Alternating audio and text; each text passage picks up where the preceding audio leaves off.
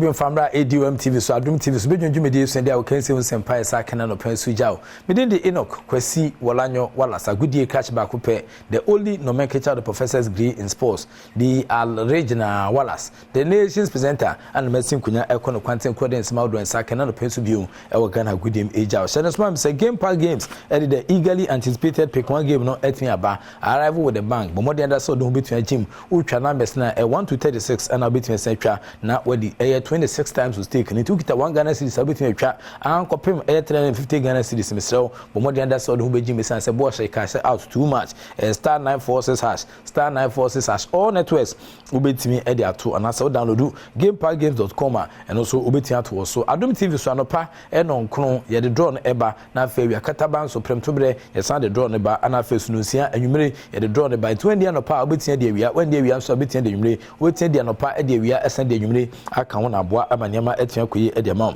ye ka game park games a wose more mula more power wo etachiri pa ne dey san share so create jam national lottery authority from pen for tachiri oni mu firi ngotwe so ye mfa hunyim esan se chachadiwa wani betimi apuru so wadwene betimi sa hyehyɛw ebetimi so akokɔ ntimsew na wo de adwene kakra etimi ato ho ma me fa nkomo no ehya se mfa mbrɛ e go kansi nkomo ana ye de ebro EPL enra results between PM Sheffield United etransema Arsenal etwama kansi amatimi ante ana afi oba Serie A e wo etira chima mu so a Inter Milan eche Genoa etwam 2-1 e wo Sarkins kesi etimi sa ba so no yenko UEFA Champions League nyame adom a ene matches no etimi sa to fam Bayern Munich ene last we be say kana fi Real Sociedad wo me PSG ana de akensi no ebetini aboso e wo honom nti eya na wa hye no so de mame in the ongoing indoor games a eno so ye the African games no Ghana and ye host to nti se unima mekao se Ghana yen and ye host to say dwumedi no na ohwema na say Ghana table tennis no team no eliminate from African games no was singles event it went to jano na ohwema not one of them cry and it may pass round of 16 no I can see it went PM no Sergio Manucho a revolving and oscillating reporter on komono nto aso African games no I fancy Accra 2023 no and I hon komo kakra tia ba so ya hye table tennis asede da na ya prapra Ghana format ni nyina de afrim into hwa the body of the dead is a warning to the living we say na hye si cause subsequent events and disciplines between Satudwa no ebe ye e de Ghana no na yenkomu bio dia na mesa bonkai say the 13th edition of the African Games eba so Ghana no University of Ghana omo sports stadium ho and ebetimi the opening ceremony ne etua certain times so say be Ghana ni di shebia between akohebe efeda on the 8th of March and Saturday kesen between baso Minister for Youth and Sports Honorable Yusuf Mustafa abon komo kakra dia fa ho na ne komo bobo no ana kire se ye de 47 million US of A dollars ana ye de aye operational cost nko a ti se bia obi shempaboa na ne paboa tene kotofofra abre no ana so hwese ne ma ACT a na bia apata bi ne abo ba bi na adwiri nko accreditation e be printing ho kone be na wo mo e de ama Ghana team a wo mo nkofa wo mo hwe dwumadi kese so na san komobon e ba so meet the press and Honorable Yusuf Mustafa e wo Ghana ha total amount of 47,712,853 United States dollars is estimated to cover the operational cost of the LOC. And like I said, this estimated amount is earmarked to be used by the local organizing committee for general organization of the competition, which started after the LOC was formed in 2020. As we are all aware, the LOC was inaugurated by His Excellency the President of the Republic in 2020. So this operational cost is not just for this year, it's for the entire period. We are going to accommodate our athletes, and I mentioned earlier that we are expecting 13,000 participants. Most of the athletes will be housed at the Games Village. But when it comes to football, all the men football, we are still going to be getting them hotels, and it's the responsibility of the host nation. Unlike AFCON, where CAF will pay for accommodation for countries participating, in African Games, it's the host nation that provide accommodation for the countries.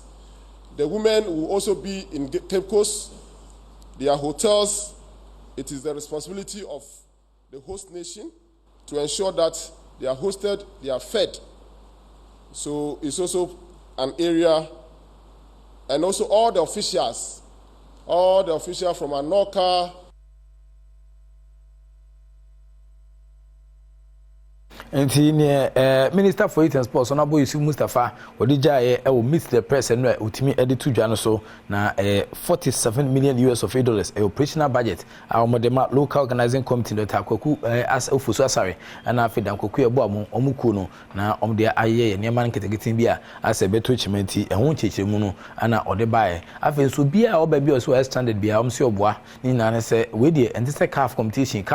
de okwa obetimi CAF ankasa na betu ka and we do an we did a competition about CAF for more number of people are waiting to about with countries now over 54 countries now or mobile on be do kroma obia be pen accommodation now waiting the need etian such last year now aduane baby na ebebu na for month for etian said dinanwada amata the beach say we so sign the mom na wotumi sampa and ano de ni bi and de eba na nya nika nti omo ehwe ni sempem for en sakra maduane mu kakra en fa mom to we en komo bia no so etian pepim minister kasa no was not cheche mo say ticket beton e be range from 50 Ghana cedis you to miss ampa e hoye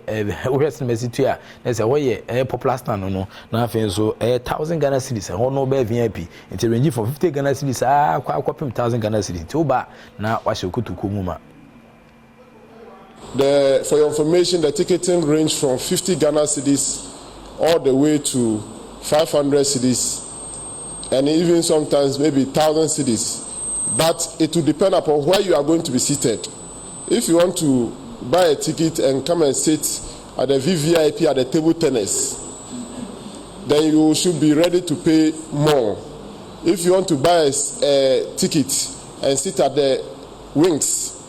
it has its price. So it all depends upon where you want to sit. So the ticket starts from 50 cedis. It's as low as 50 cedis. And some of the events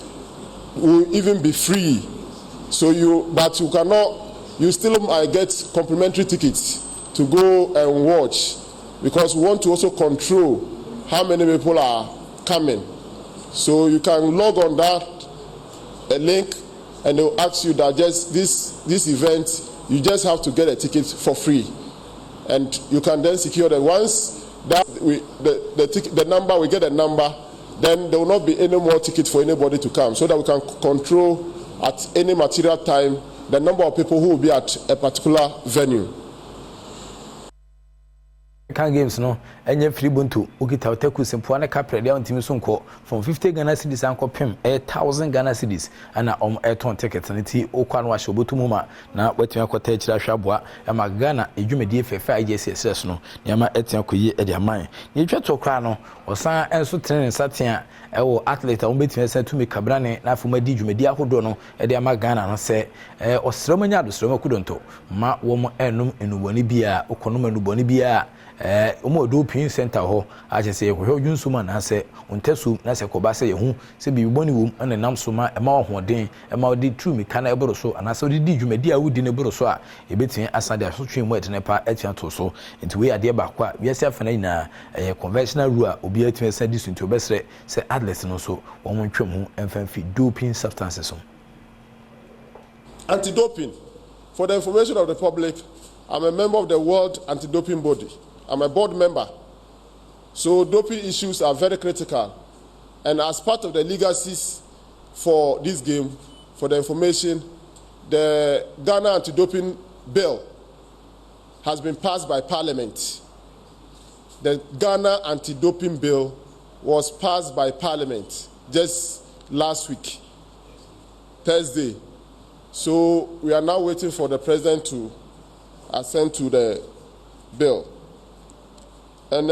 we have put in place all the doping issues. For what happens to a country that involve themselves in doping issues, for doping issues, you cannot speak publicly or infringe on.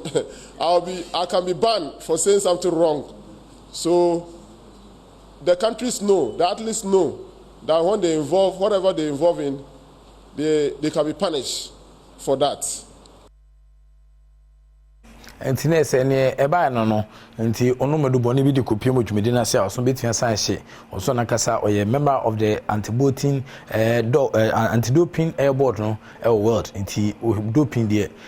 afapos ne wanom no ne oke cancel kra betua san nam so ma ye de sobo anase so no atimi asa to so enti wei ene nkomo no so atia san pipi ano pedie ma me fansia we are still in the Ghana month Adom TV de we say na ma ACT ha de ha doko ha de ha fim out mi sampa we say na ye di Ghana bosumi ya na say nika 6 March 1957 no saje for Dr. Kwame Kumoje fa hodie e de ma Ghana sa fa hodie no ana nei ma ye kwan say e betua sa hye kuro mu ntade nti ne we say na me si koso de atimi say de mani a chesirim kakra na afi so mabɔ gudie a kyesa wotimi sɛ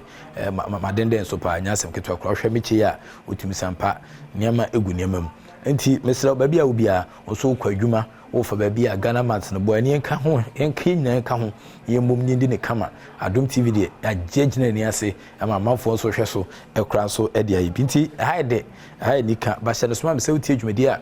ena mawoshi bubu ashikaneshi abubulushi feda baka kopimbo meka na suma da akuma kufodua sumsan kedebadu asma kase bi mamponten fade ketekrachi kupim sodu winiba kaswa nyanya na kwatempu kwaso jamai akoso mone ne hye soso da kopeda bala hohoi ekotito adidome edo ani kire nkokko bom yobo nkotia na odo ani kire makopim na do mahina tan e odo mahinkru okosunya ekobrikum ko bechem ekodua nkwanta otim sampa mafotien afebu akete ma afo ani kire nzemaland otim sampa enuanom nzemafo sutien kumasen so esi amakumfo ene bantamages hwe omo hwe Adom TV anyasem keto kranti muna so ye chacha mo kwa kopiem e wo danchem kuruma danchem a otim sampa etie kama pa medusia na madawase